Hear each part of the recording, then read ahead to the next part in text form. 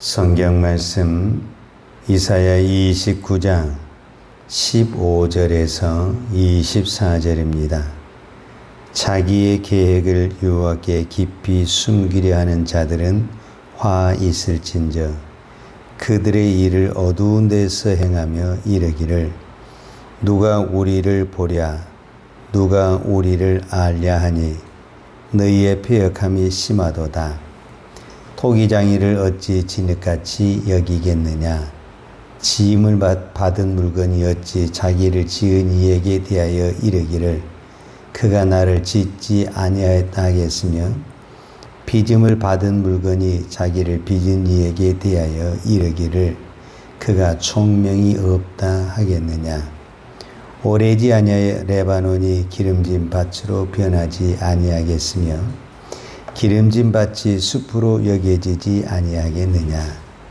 그날에 못 듣는 사람이 자기 말을 들을 것이며 어둡고 캄캄한 데에서 맹인의 눈이 볼 것이며 겸손한 자에게 여호와로 말미암아 기쁨이 더하겠고 사람 중 가난한 자가 이스라엘 걸어갔은 이로 말미암아 즐거워하리니 이는 강포한 자가 소멸되었으며 오만한 자가 그쳤으며 취하게 기회를 엿보던 자가 다 끊어졌습니다.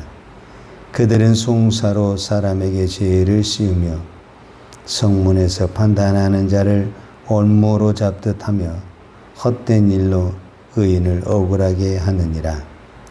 그러므로 아브라함을 구속하신 여호와께서 야곱 족속에 대하여 이같이 말씀하시되 야곱이 이제는 부끄러워하지 아니하겠고 그의 얼굴이 이제는 창백해지지 아니할 것이며 그의 자손은 내 자손이 그 가운데서 행할 것을 볼 때에 내 이름을 거룩하다 하며 야곱의 거룩한 일을 거룩하다 하며 이스라엘 하나님을 경외할 것이며 마음이 혼민하던 자들도 총명하게 되며 원망하던 자들도 교훈을 받으리라 하셨느니라. 아멘. 하나님은 성경에 오늘 이사야 말씀에서 뿐만 아니라 여러 군데 이런 말씀을 하셨습니다. 하나님이 토기장이시고 이스라엘 백성이 진흙이다 이렇게 이야기를 하셨습니다. 이거는 이스라엘 백성에게만 해당이 되는 것이 아니라 이 땅에 있는 모든 사람들에게 다 해당되는 말씀입니다. 왜냐하면은 이 세상의 창조주가 하나님이시기 때문에 우리가 하나님을 믿든 안 믿든 이거는 부인할 수가 없습니다. 내가 안 믿는다고 해서 하나님이 이 세상을 창조하지 않았습니까? 그건 아니잖아요. 내가 믿든 안 믿든 하나님은 이 세상을 창조하셨습니다. 그러나 믿는 사람과 믿지 않는 사람에게는 다릅니다. 내가 하나님을 창조자로 믿으면 하나님을 경외하게 되고 하나님의 말씀이 옳은 것이고 하나님의 계획이 좋은 것이고 하나님의 방법이 가장 좋은 것입니다. 믿습니까? 문제는 여기에 있습니다. 이 토기장이란 이 말씀을 하나님이 이방인 사람에게 하지 않았다라는 겁니다. 오늘 이사야 선지자가 지금 누구에게 말을 하고 있냐면 유다 백성에게 말을 하고 있습니다. 그럼 유다 백성은 당연히 하나님을 믿는 사람이고 하나님이 이 세상을 창조했다는 것을 알고 있는 사람이고 믿고 있는 사람입니다. 그렇다고 한다면은 하나님의 방법이 가장 좋은 것이고 하나님의 계획이 가장 좋은 것이고 하나님의 말씀이 가장 옳은 것이고 선한 것이라는 것을 알고 있습니다. 자, 그런데 이것이 언제 뒤바뀌게 되냐면 막상 내 앞에 앞이 캄캄하고 감당할 수 없는 문제가 딱 나타나게 되면 하나님의 방법으로는 답이 없습니다. 기다려라. 기도해라. 이게 방법입니까? 이게 믿어집니까? 이렇게 하고 문제가 해결되겠습니까? 무슨 수를 써야 되지 않겠어요? 가만히 있으면 되겠습니까? 그러니까 여기서 문제가 생기는 것입니다. 자, 오늘 15절에 보면 이런 말씀이 있어요. 자기의 계획을 여호와께 깊이 숨기려 하는 자들은 화 있을진저 그랬어요. 이 화 있을진저는 예수님도 많이 사용하셨고 이사야 선지자 몇 번 나왔잖아요.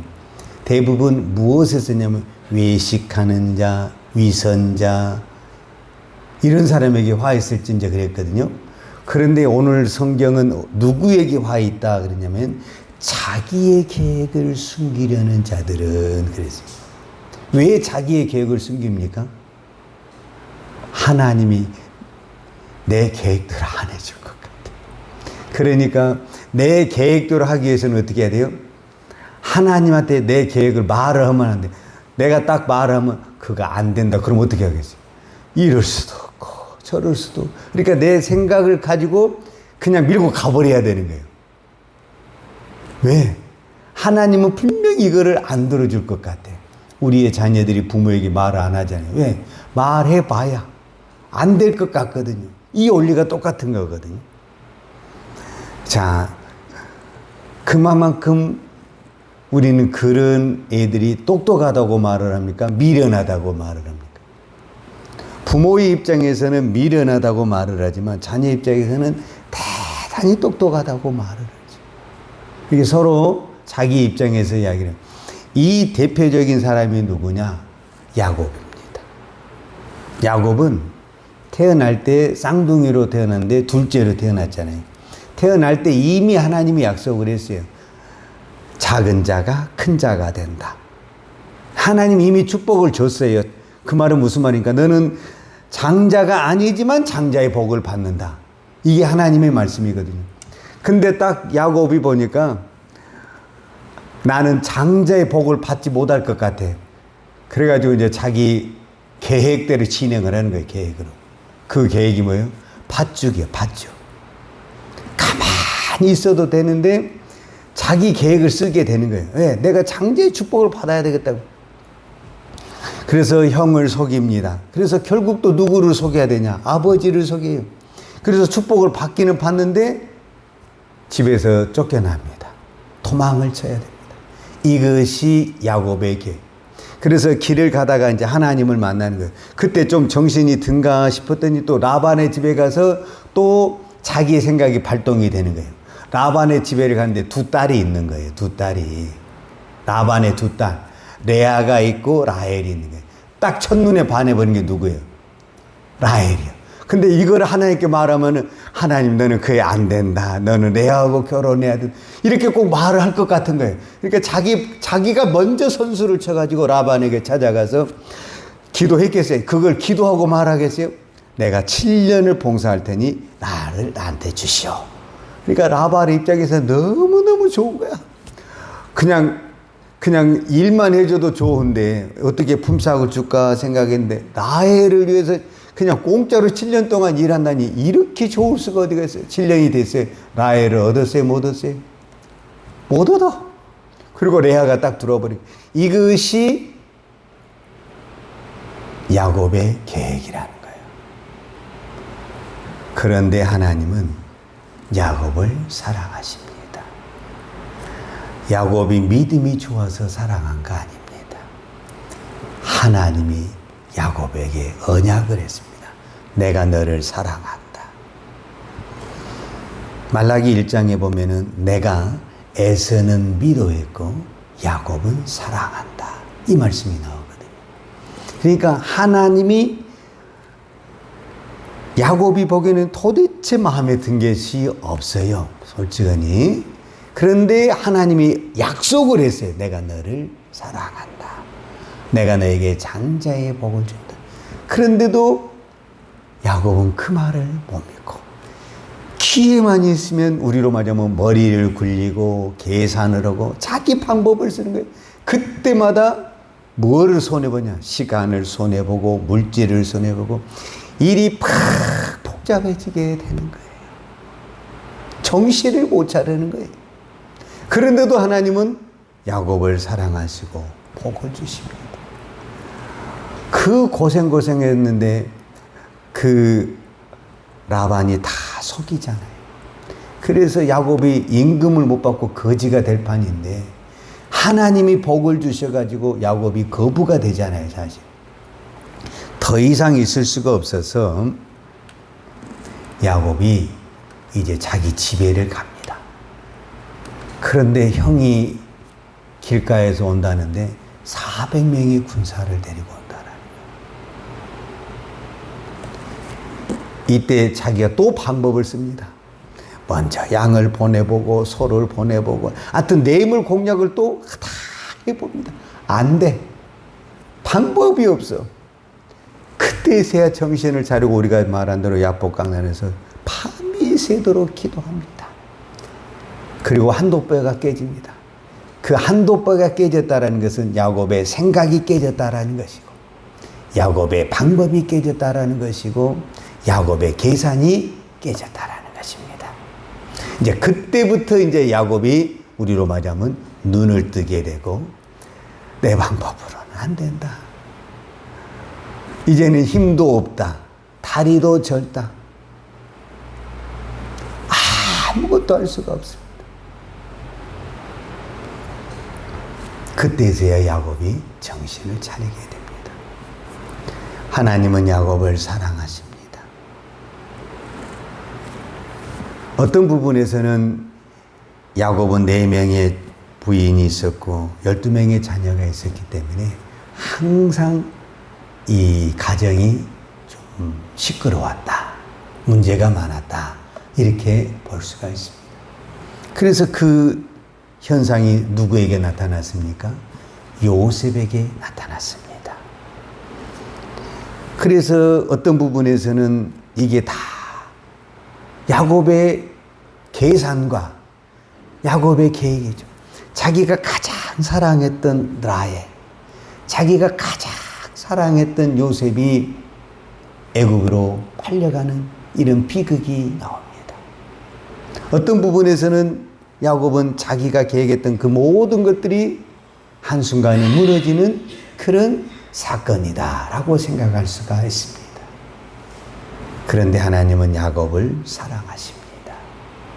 야곱을 사랑하셔서 요셉을 미리 애굽에 보내셨습니다. 그리고 요셉을 통해서 야곱뿐만 아니라 한 나라를 만들게 하신 것을 보게 됩니다. 오늘 우리는 이 야곱의 인생을 보면서 야곱의 인생이 오늘 우리의 인생이다 그 말입니다. 하나님은 우리를 사랑하십니다. 사랑하기 때문에 하나님의 자녀를 부르셨습니다. 그런데 우리는 기회만 있으면 내 방법, 내 계획, 계산을 합니다.